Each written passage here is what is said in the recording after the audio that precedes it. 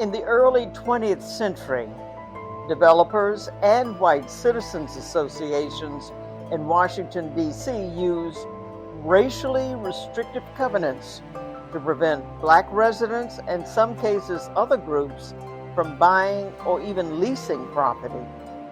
These racial covenants determined who could and who could not live in neighborhoods across the city until 1948, when the Supreme Court ruled them unenforceable. But the impact of legal segregation in the nation and its capital was far from over. I'm former D.C. Mayor Sharon Pratt, and this is D.C. Divided: Segregation in the nation's capital.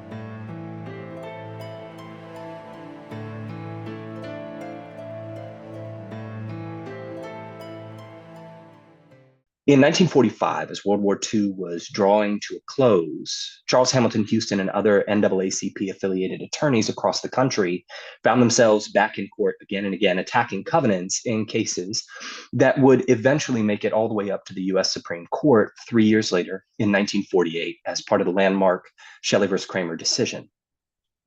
In Washington, Charles Hamilton Houston's clients were a couple named James and Mary Hurd, who had purchased a home on the 100 block of Bryant Street in Northwest, part of a group of 20 homes along that block that were still vigorously, quote unquote, protected by a racial restrictive covenant that had been established at the time of their construction several decades earlier.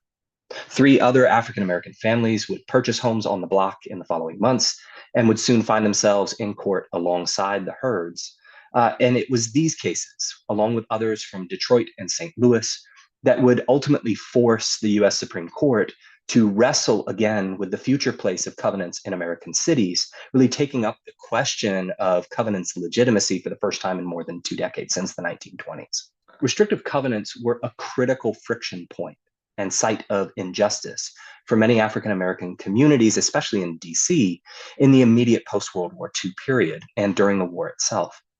Attorneys with the NAACP, led by Thurgood Marshall, would ultimately make the campaign against restrictive covenants a key part of their broader litigation strategy as World War II drew to a close. The fight against restrictive covenants and for access to decent housing was, I think, just as prominent in the efforts of the NAACP as the ongoing struggles that they were engaged with over segregation in education, in labor, and in public accommodations. Access to decent housing then became a significant legal testing ground for civil rights attorneys to employ new courtroom strategies, to engage in coalition building with other interest groups in support of civil rights claims, and for enlisting the support of federal officials and agencies, including the Department of Justice. The Solicitor General of the United States actually argued in favor of the Hurd family's right to stay in the home before the Supreme Court, the first time that the Department of Justice had intervened in a civil rights case between 2 private parties. The federal officials during this time were increasingly acknowledging some of the untenable gaps between America's standing as the leader of the forces who had fought and defeated fascism and Nazism in the recent war, and yet were condoning extraordinary violations of the rights of African-American citizens at home on a daily basis. So in May of 1948, the Supreme Court would unanimously rule in support of Houston's and the NAACP's clients, though actually only 6 of the justices heard the cases. 3 recused themselves, likely because they owned covenanted properties themselves. The Supreme Court ultimately held that while homeowners and home builders could continue to make restrictive covenants as private agreements, courts could no longer enforce their terms. With the benefit of hindsight, we now know that housing discrimination would prove to be among the most resilient forms of racial segregation in this country. Restrictive covenants themselves would wind up having a long afterlife in spite of the Shelley decision and in spite of the Hurd case. And many remain in place, albeit still unenforceable, in property deeds across the nation to this day.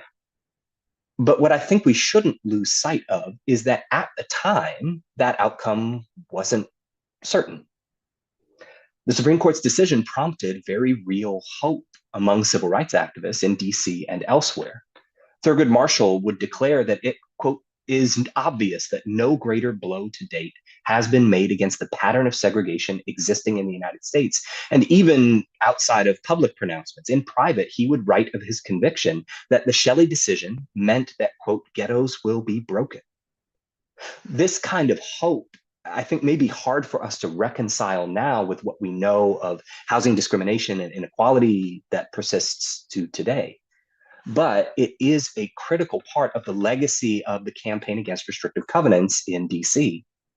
The fight that occurred in places like Bryant Street infused renewed energy into the broader struggle for civil rights in America's courts that would in turn become increasingly successful over the coming decades.